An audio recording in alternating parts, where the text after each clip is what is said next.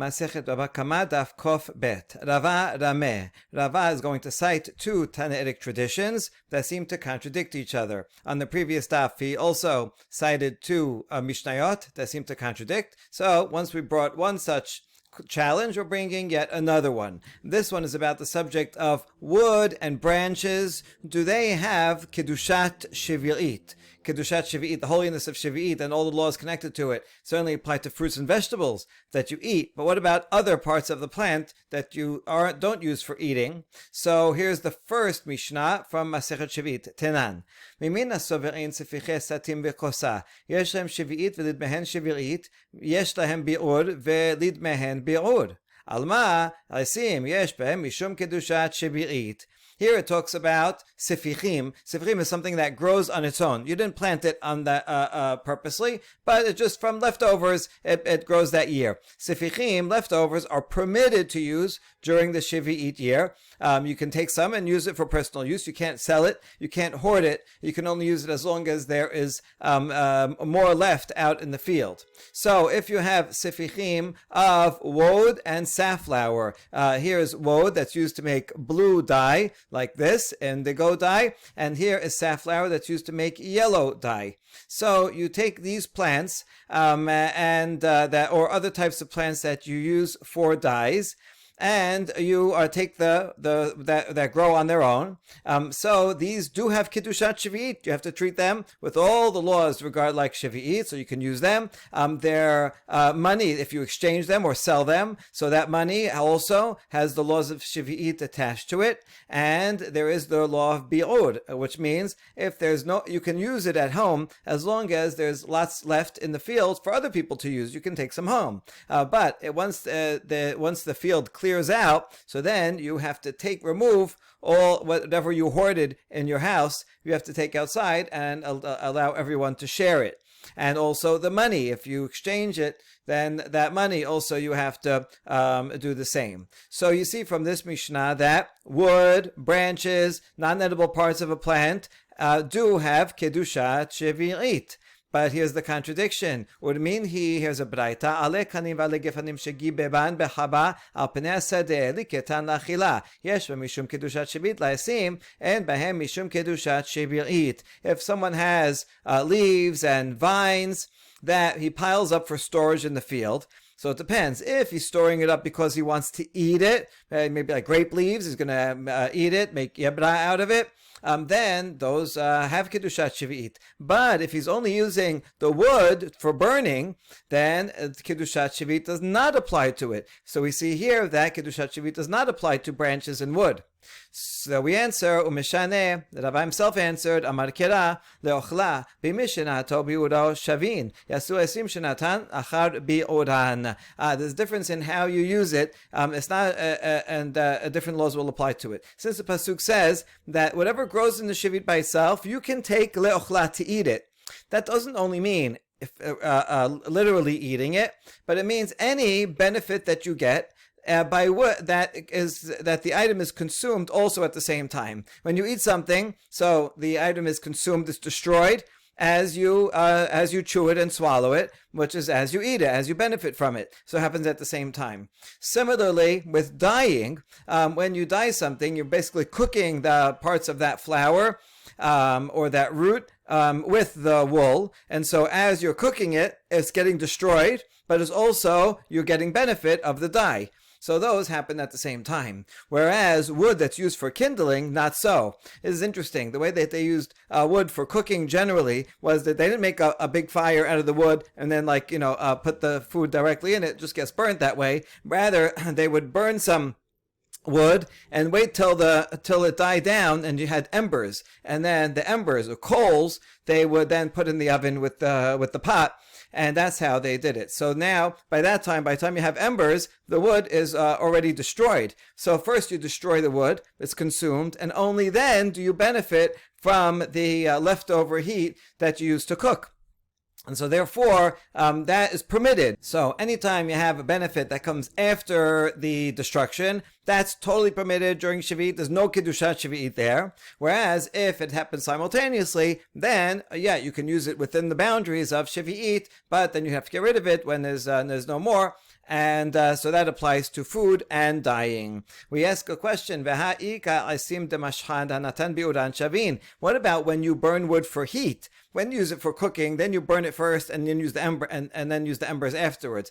But when you are burning for heat because it's cold out, then you are benefiting at the same time that it's being consumed. So then, therefore, Kiddushat Shvi'it should apply to wood if you're using it for burning for heat, but that's not what the Baraita said. Amar Rava, stam aisim lasaka hen omdim, and so Rava answers, well, unspecified wood, we assume you're using for fuel, meaning kindling for cooking, in which case that is totally permitted because they do not happen simultaneously. And that's what the Baraita was assuming when it said wood for burning. It means for kindling for cooking. But indeed, if it was for heat, then it would apply to the other category of something that the consumption and the benefit happens at the same time.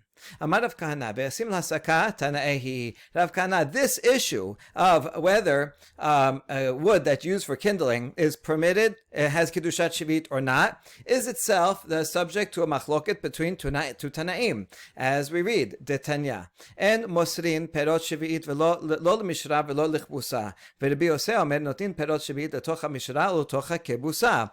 You cannot take produce that grew on Shvi'it, even though you can, it's permitted for some things, like eating and cooking, as long as it, grew by itself during Shivit and no one planted it. But you cannot use it for all purposes. And so here it's saying that the produce, you cannot take this produce and put it in water that you want to use to soak flax, or put it in water that you're going to use for laundering. When you soak flax, you need the flax to become very soft, so they would add different plants and roots. And also when you're cooking, when you're laundering, they would add things like this into the water that would help get stains out. So you cannot use Shvi'it produce for that, according to Tanakama. Rabbi Yosef, however, argues that you can take produce of Shvi'it and put it in the water that you're going to use for soaking flax or for laundering. So Tanakama, who says you cannot use produce for soaking, that's because you're not getting benefit from the same time that it's being destroyed. So they would also say that you cannot use wood for kindling. Whereas Rabbi Yosef, who says that you can use Shvi'it produce for soaking and laundering, even though the benefit is not happening at the same time as its consumption, they would say that you would be permitted to burn wood to make kindling and then use it to cook. Now we want to find the source. My tamad rabbanan amar kira leochla velo lemishra leochla velo lichbusa. The pasuk says that whatever grows on its own during a Shvi'it year, you can have to eat. So that means only to eat, but not for soaking and not for laundering. Rabbi Yosef omer amar kira lachem lechol sor chachem. Yeah, pasuk also says lachem, right? It's lachem leochla, for you to use. So it means for you, for your uses, any uses that you want. As long as it's useful to you, you can use that Shvi'it produce that grows on its own during that year. So Rabbanan, what are you going to do with that word? Doesn't it say lachem? So that means you should be able to use it for anything. No, lachem dumia delochla v'misha hana'ato bi'oro shavin. It's comparing. You can use it for any use that's good for you, as long as it's similar to eating. In what ways does it have to be similar? Such that the benefit and the consumption happens at the same time. So that would definitely include eating. It would include dyeing. It would include using fire for heat, where you get the benefit at the same time. But it would not include it would not include using it for soaking, and it would not include making kindling to use the embers later. Now Rabbi Yosef, what are you going to do with that word that says for eating? Even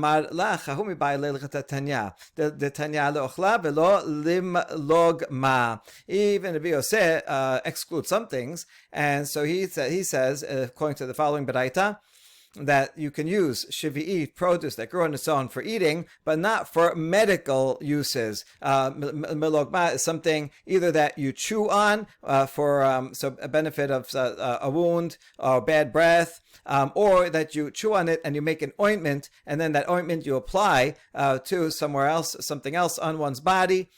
So this is for a medical benefit. No, that's not what it's used for. It has to be only for eating benefit or other types of benefit, but not medical benefit. The Braita continues and says, how do you know that eating means to exclude medical use? Maybe it means to exclude laundry use. But since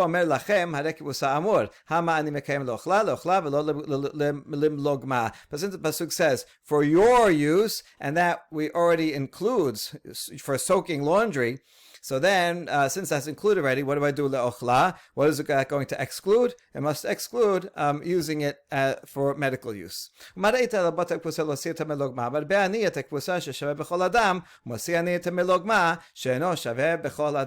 do you decide to include laundry but exclude medical use?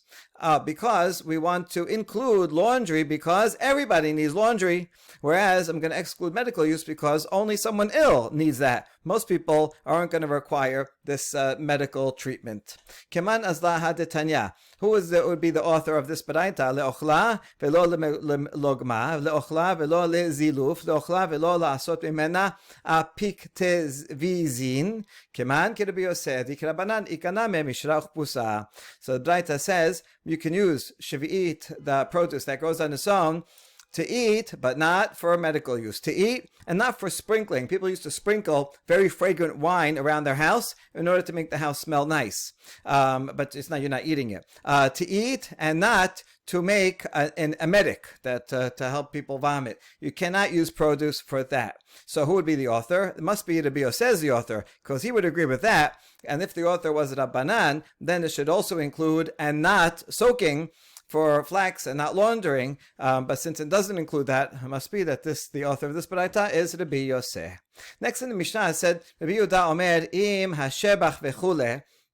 So quoting that part of the Mishnah, we're going to quote it again in the Talmud. So Yatib Rav Yosef achore de Rabbi Abba, kameh de Rav Huna, ויתיב רב הונא וכאמר, הלכה כרבי יהושע בן קורחה והלכה כרבי יהודה. So Rav Yosef was sitting behind Rabbi Abba, and both of them were sitting before Rav Huna. The choreography here is Rav Huna is the teacher. He'll be in front of the room, and then the students would be in rows. The farther back you are in the row, the lower status student you were. If you ask a good question, then you get promoted to the next row up. So Rav Yosef is sitting behind Rabbi Abba, who's a more pronounced student, and Rav Huna is sitting and teaching that the law is halacha follows Rabbi Yosef ben Korcha and halacha follows Rabbi Yehuda.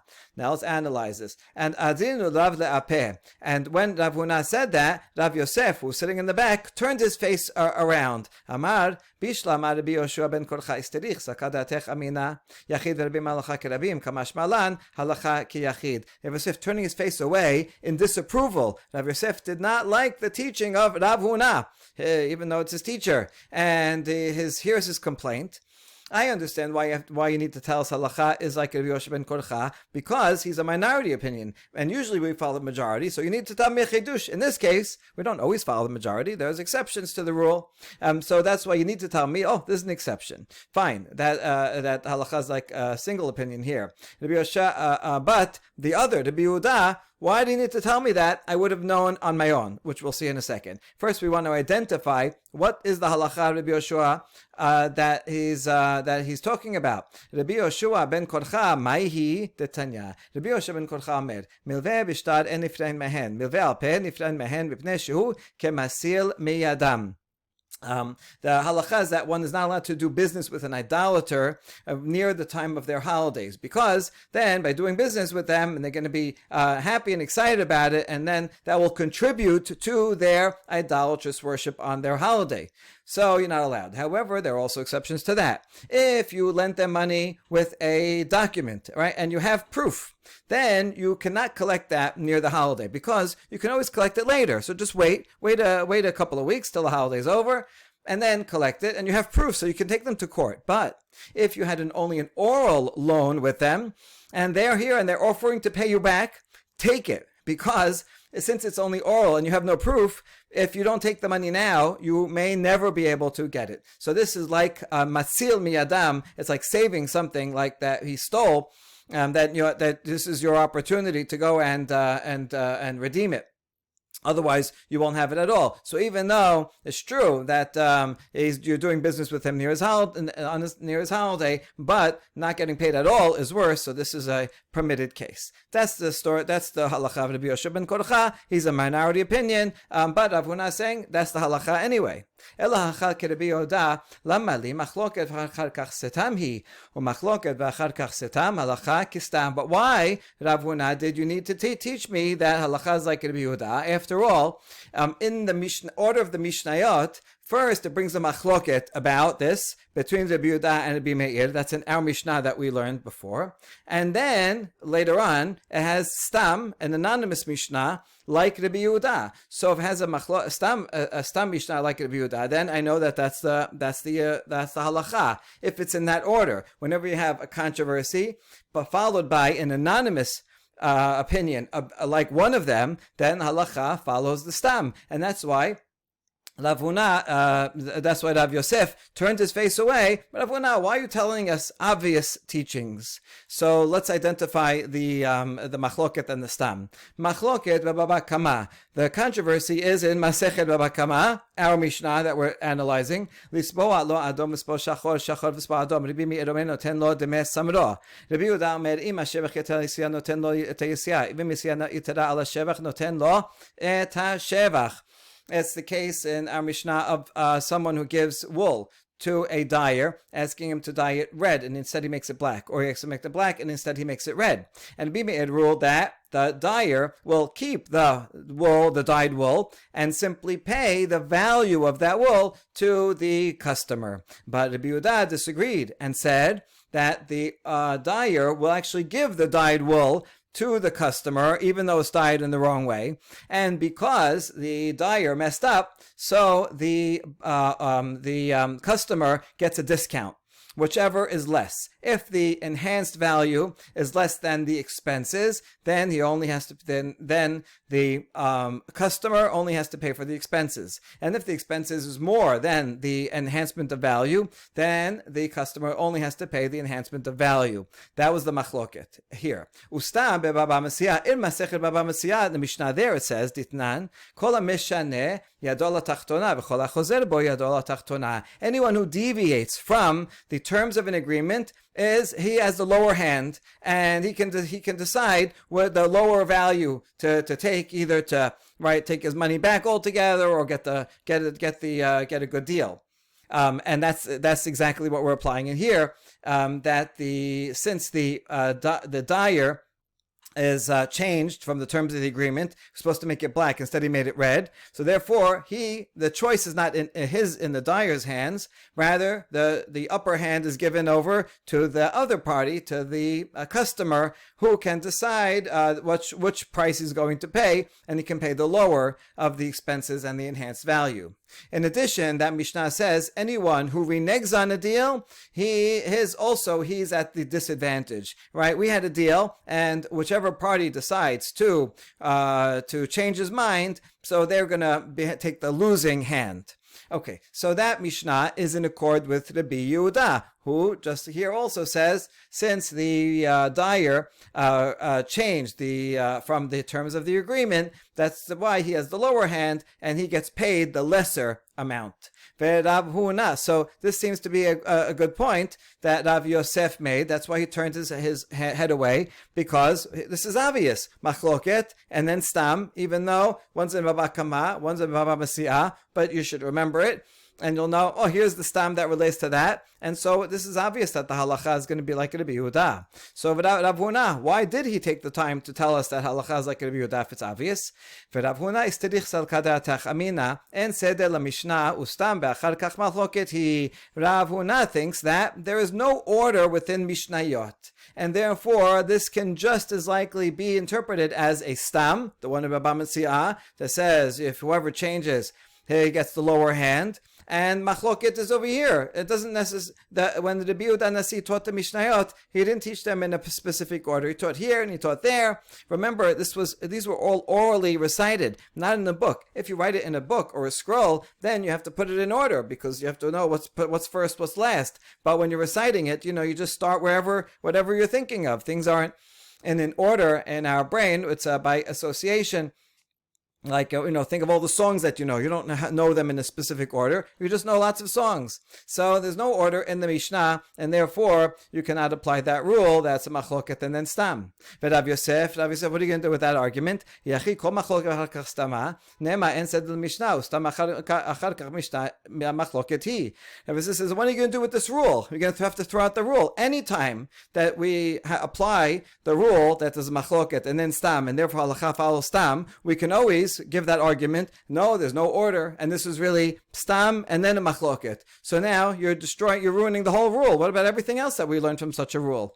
Rav Huna, ki lo amrinan en seder lemishnah bechada masechta, ava bitre masechtot amrinan. Rav Huna says, when I don't apply the law that there is no order, what he means is a double negative. He says, when I do apply the law that there is order, I think that there is order in Mishnayot within one Masechet. Then, if you have earlier in the Masechet, chapter 1, it says Machloket, and chapter 2 is a Stam, then I would apply the rule. So I do apply the rule. But if it's in two different Masechtot, like here, Baba Kama, Baba Metzia, there I don't say, which makes sense. That Rabbi Yehuda Nasi, he did have an order within Masechtot, right? Here's chapter 1, chapter 2. He didn't jumble everything. So everybody remembered orally the order of all the Mishnayot and all the chapters within a Masechet. But from one Masechet to the other, maybe he taught this Masechet first, and then Masechet second, or the other way around. They're not bound in a book, so there is no order.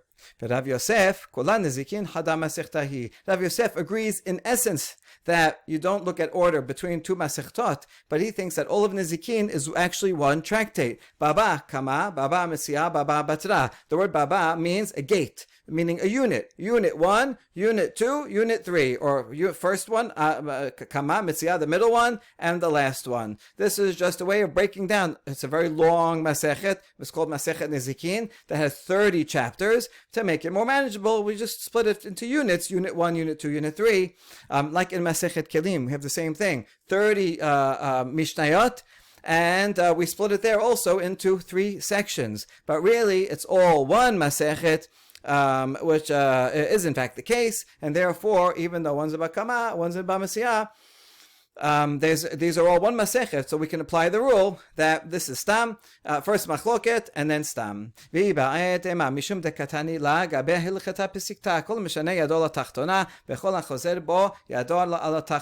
Or another reason that Rav Yosef could argue is that the statement in Baba Metzia is said in the context of a decided law, because you see it's next to another decided law. So these are general categorical rules. Anyone who changes from the agreement gets the lower hand, and anyone who reneges on a deal gets the lower hand. Since it's said within the context of yet another apodictic clear ruling, so you see that the genre here is, this is the bottom line, this is the halacha, and therefore this should be this should be obvious that is the halacha, and now we understand why Rav Yosef turned his face away from Rav Huna's teaching. Tenoda Banan, another law about someone who deviates from an agreement. Hanoten ma'ot lishluho likach lo chitin v'lakach ben seorin v'lakach behen chitin. If I send a messenger, I give him money, I give him $1,000, and I tell him, go and buy wheat, but instead he buys barley. Or I tell him to go buy barley, and he goes and buys wheat. We're talking about a case where we're going to be partners together. I'm putting up the money, and this agent is going to buy at a low price and go and sell it, and then any profit that he makes, we'll split it. I'm a silent partner, and he's an active partner. So I told him, go buy wheat. I'm expecting him to buy wheat. Instead, he went and got barley, or the other way around. So what is the ruling? We have two opposite baraitot. Tanya chada, im pachatu lo, v'motiru hotiru lo. If the agent ends up selling it and losing money, the agent loses the money. And if he buys the wrong thing, he's supposed to buy wheat, he buys barley, and he ends up making money, the agent makes the money. In other words, the agent is on his own, and because he deviated from the normal, from what I told him to do, he's not my partner anymore. So he just took my money, he has to give me back $1,000, and now, with his own money, on his own risk, he either makes or loses the money. That's one braita. The second braita says, if there's a loss, then he bears the loss because he didn't follow my instructions. But if there's a gain, then I do get 50% of the gain, and we're still partners. So basically, we're still partners, but because he messed up, I'm not going to take a loss in case in case there is a loss, right? He messed up, so therefore he bears the loss alone, but I can get the gain. That's the second braita. So how do we explain the difference between these two braitot? A couple of explanations. The first one is by Rabbi Yochanan. Amar Rabbi Yochanan, lakashya, ha Rabbi Meir, ha Rabbi Yehuda. The first braita is the opinion of Rabbi Meir. The second one is Rabbi Yehuda. Ha Rabbi Meir dama shinui koneh, va Rabbi Yehuda dama shinui eno koneh. The first braita follows Rabbi Meir, who says that when someone changes an item, then he acquires it for himself. The Rabbi Meir applied that rule regarding the dyer. If I give the dyer wool and I say make it red, and instead he makes it black, that's a significant change to the wool that he made. And so now, once he changes the wool, I give him wood and he makes a cabinet, so he acquires it for himself. Therefore, if he makes it the wrong color or makes a cabinet instead of a chair, then the dyer or the carpenter keeps the item and only repays the original amount that I gave him in the first place. And so here also, I meant to be going into partnership with you, but you messed up. So you have to give me back the money, right? And then whatever you bought wheat. I didn't tell you to buy. I told you to buy barley. You bought wheat instead. That's yours only. It belongs to the agent, and that's why any loss or gain goes to the agent. Whereas the second braita is the opinion of Rabbi Yehuda, who says that just because you messed up doesn't mean that you acquire it. The agent does not acquire it. He's still a partner. That's why if I told him to buy wheat and he bought barley and he made money, good, we're still partners and I get 50%. But if he loses money, then kol hameshaneh yado ala tachtona, because he changed from the agreement. We agreed that we're going to use barley and not wheat. Because he changed from the agreement, he has the lower hand. He takes all the loss, even though if there is a gain, he has to give me 50% of the gain. So that's how Rabbi Yochanan explained these two baraitot. Matkif la Rabbi Elazar mimai dilmad kan lo kama Rabbi Meir ela b'midi dehazeh legufeh aval ischola lo amar. Hold on. Rabbi Elazar says, how do you know that the first opinion would be Rabbi Meir? Maybe Rabbi Meir only thinks that someone who changes an item acquires it. That's only if he wants to use it for himself. If I give you wool because I want to use that wool for my sweater, or I give you wood to make a chair because I want to use the chair, but I want red and I want this kind of chair, and you messed up and made a different one. So there, because once you changed, so now you acquire it and I don't want it. Just give me back my original raw material. That's where he would say that the person cares because he's really going to use it. But if it's merchandise, then what does the person care? When I go into business with someone, I just want to make money. And if it turns out that we agreed on wheat, but in the end he got there and he thought, the barley is going to be profitable. So my point is, I just want to be profitable. And as long as he made a decision that is good business sense and is profitable, then it's not a fundamental change.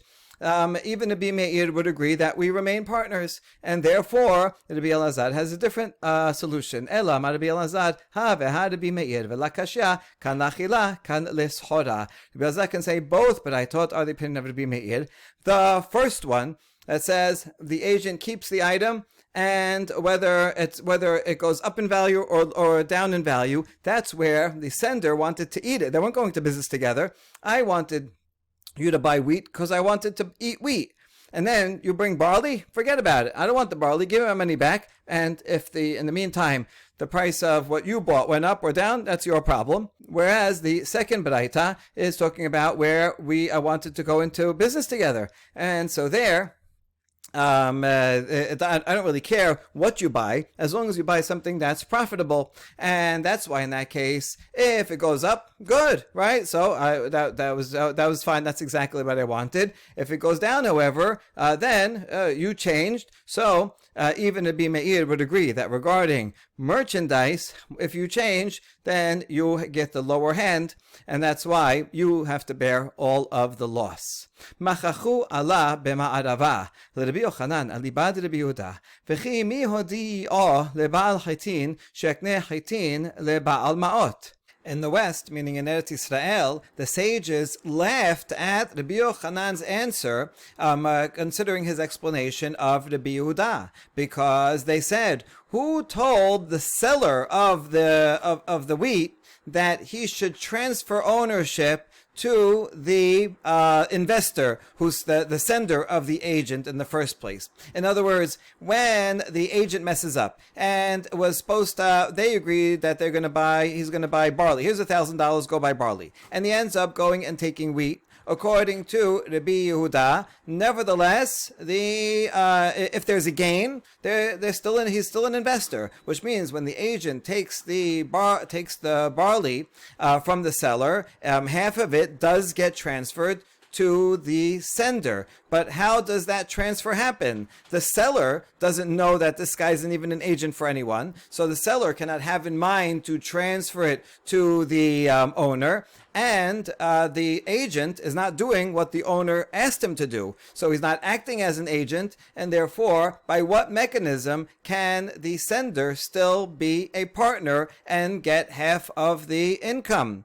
Matkif la Rav Shmuel bar Sasrati, Ihachi afilu chitin vechitin namila. So Rav Shmuel bar Sasrati says, wait, according to that, don't laugh at Rabbi Yochanan, because by that logic, even if it's wheat, they agreed on wheat, and he bought wheat, also, since the seller doesn't know that this guy's an agent, so the seller has in mind he's transferring it to the agent himself and doesn't know that there's a sender behind him. So then what's the mechanism by which the sender gets half of the deal? So there also you'd have the same question, the same problem. That is answerable. Amar Rabbi Abhu, Shaneh chitin v'chitin d'shlichute ka'abid v'chi ba'al habayit dameh. Now, if we agreed on wheat and he bought wheat, so then the agent is acting as my agent, and he is like the owner. He is an extension of the sender. So as an extension of the sender, he can go, and the seller doesn't need to know who's acquiring it. All the sender knows is that this guy's acquiring it, but the agent, who is physically acquiring, represents the sender, and therefore can acquire it on behalf of the sender. The problem is when he deviates and buys barley instead of wheat, then he's not doing the command of the sender, and therefore there is no mechanism by which the sender could possibly gain possession of half of whatever he's buying. So that's the problem, and that's why they mocked Rabbi Yochanan. We now attempt to bring a proof that if someone is appointed as an agent, then the agent can in fact acquire something on behalf of the sender.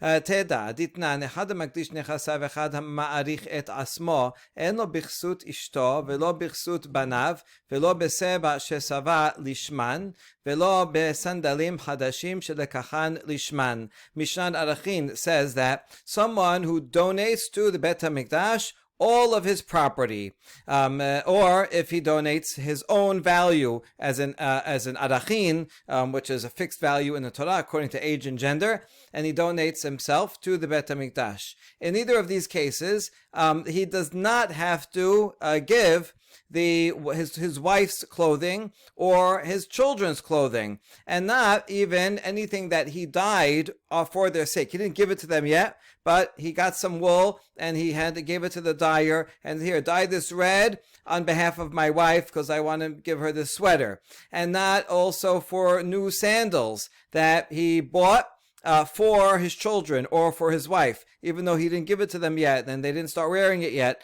Nevertheless, he bought it for them. So when he donates all of his property, he only donates his own property, things that are his own personal things, but clothing that belongs to his wife and children, even though it's in his house, but he gave it to them, or he bought it with intention to give to them, so it's theirs. Now, why not? Why doesn't it become hekdesh?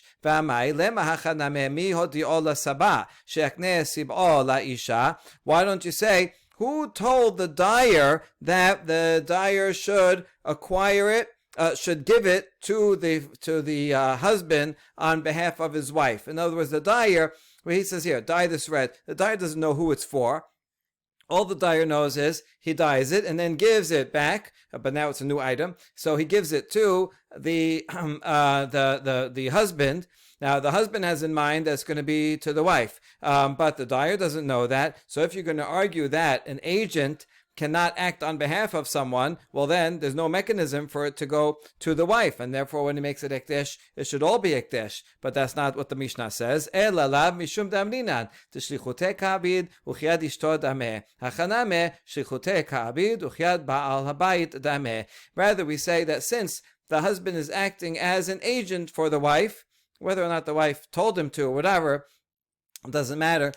See, he's acquiring on behalf of his wife, acting as an agent, so that therefore, when he acquires it from the dyer, even if the dyer doesn't know who the intended recipient is, it still works. So to here, when the agent goes and buys wheat or barley, and as he is told so, they agree they're going to buy wheat, and he goes and buys wheat, so he is like an extension of the hand of the sender. And even if the seller of the wheat doesn't know where it's going and who's getting it, doesn't matter. An agent can acquire something on someone else's behalf. So that seems to be a good proof. We're going to reject this proof. No, the reason is not because he doesn't own his wife's clothing, because he acquired it on her behalf and then it immediately went to her and he has no rights over it. That's not the reason, the explanation of the Mishnah Arachin. Rather, the reason is he does own it, this item, because it didn't give it to his wife yet and he only acquired it himself. And although it's on behalf of his wife, he didn't give it to his wife yet, so he still owns it. It could very well be that. And the reason why it doesn't become Ekdesh is because anyone who consecrates all of his property, he doesn't have his mind his wife's clothing and his children's clothing. He's in his mind, he's excluding that, right? Because he figures, I'm going to donate the stuff that I use, not the stuff that my family uses. And that's why, because he never intended to make it Ekdesh in the first place. Matkifla Rabbi Zera, but Rabbi Zera rejects this interpretation. Why you do you think that when a person says, all my property is Hekdesh, does he have in mind his tefillin also? And probably not, right? I mean, a person's not going to want to give away his tefillin, but yet the Mishnah Narachin says, if someone says, I consecrate all my property, then his tefillin also, he has to give to the Beit HaMikdash. So we see here that it doesn't matter what he has in mind or not has in mind. If someone says all my property is donated, then everything he owns is donated, whether he has it in mind or not. So this Rabbi Abba cannot be the explanation of why his wife's clothing is excluded. So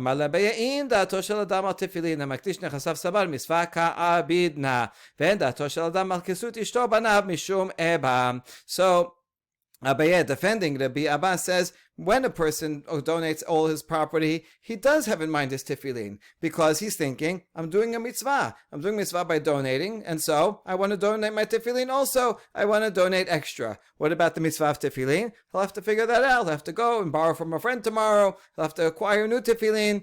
But it could very well be that, yes, he wants to go above and beyond and do extra mitzvah and donate as much as possible, and he wants to donate his tefillin. But a normal person, if he has any sensibility, is not going to donate the clothing of his wife and his children because of hatred, right? He's going to come home and his wife's clothing, his wife's wardrobe is emptied out. She's going to come home. So where's all my clothes? Oh, I donated it. She's not going to say, what a Sadiq I married. You're so generous in donating things to the Bet HaMikdash. No, she's going to be very angry. How dare you give away all my clothes? What am I going to do now?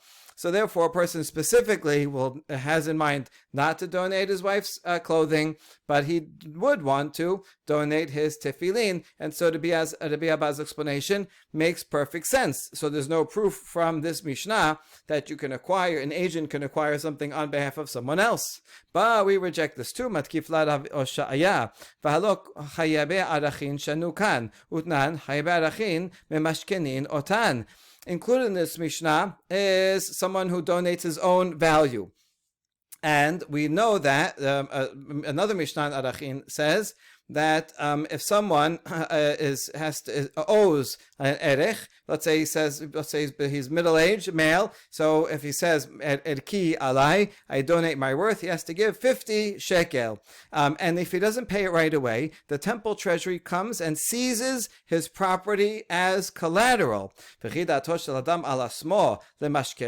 does a person have in mind when he says erki alai that he wants to have all of his property seized? Presumably not. The person does not want to have his property seized. But it doesn't matter, even though he doesn't have that in mind.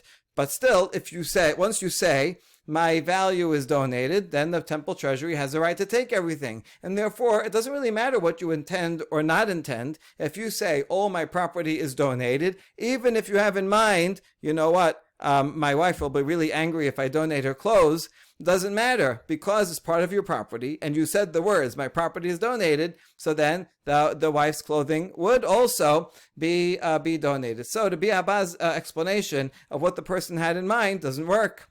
Rather, Rabbi Abba